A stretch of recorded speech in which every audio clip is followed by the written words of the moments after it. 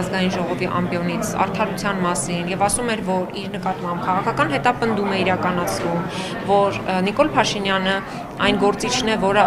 իրականությունից կտրվել է եւ սկսել է ոչ իրականության վերաբերվող կամ ոչ իրական հրահանգներ տալ, այսինքն դժգոհելով ԿՊ-ից գնաց եւ բերեց քվեարկություն մեզ մատուցեց դատախազի միջնորդությանը իր կողմ քվեաթերթիկով։ Սա ոչ այլ ինչ է, քան անհասկանալի երկակի ստանդարտի կիրառում, որովհետև ես չէի պատկերացնում, որ արդարության մասին խոսող մարդը կարող է դատախազի այդ փուչ մեղադրանքին կողմ քվեարկել, այսինքն ինչին էիք կողմ։ Այն դատախազի այն միջնորդությանը, որ 7 տարի քննել են, 7 տարվա ընթացքում քննել, հիմա հասկացել են, որ չէ, մեղադրանքի վերավորակում պիտի անեն, որ ոչ թե պաշտոնական դիրքի չարաշահում է եղել, այլ փողերի լվացում։ Կամ Տարոն Մարգարյանը մեղադրվում է այն բանի համար, որ ուսումնական հաստատություններին հարակից տարածքներ է օտարել ոչ ուսումնական նպատակով։ Եկեք ձեզ քանի կառավարության որոշում եք ուզում բերեմ, կառավարության որոշմամբ Նիկոլ Փաշինյանի ստորագրման նմանավովանդակ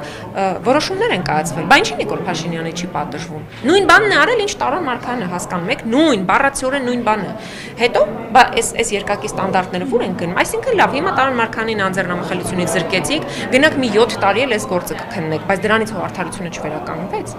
Եվ այս առումով կուզեմ մի հատ էլ տենց հումորային նկատառում, անկեղծորեն, ուզում եի այդ քվեաթերթիկները, որ բացում են, ուզում եի մի հոգի գոնե լիներ, որ այդ քվեաթերթիկներից մեկի մեջ սրտիկ նկարածել նրա Ղազարյանին համար, որովհետև վերջի վերջո Հովիկ Աղազարյանի հետ թիմակիցներ են եղել երկար տարիների, գոնե մի հոգի թաքուն, ինչ որ ձև չեմ ասում փոքրիկ դիմադրություն, փոքրիկ վերաբերմունք դներ, հա գաղտնի քվեարկություն էր։ Այն մարդ կարար նկարեր վարչապետին ցույց տար ոնց որ ավանդույթ է, որտեղ այնտեղից լսվում էր նույնիսկ նկարելու ձայները հեռախոսի, ես որ նստած էի,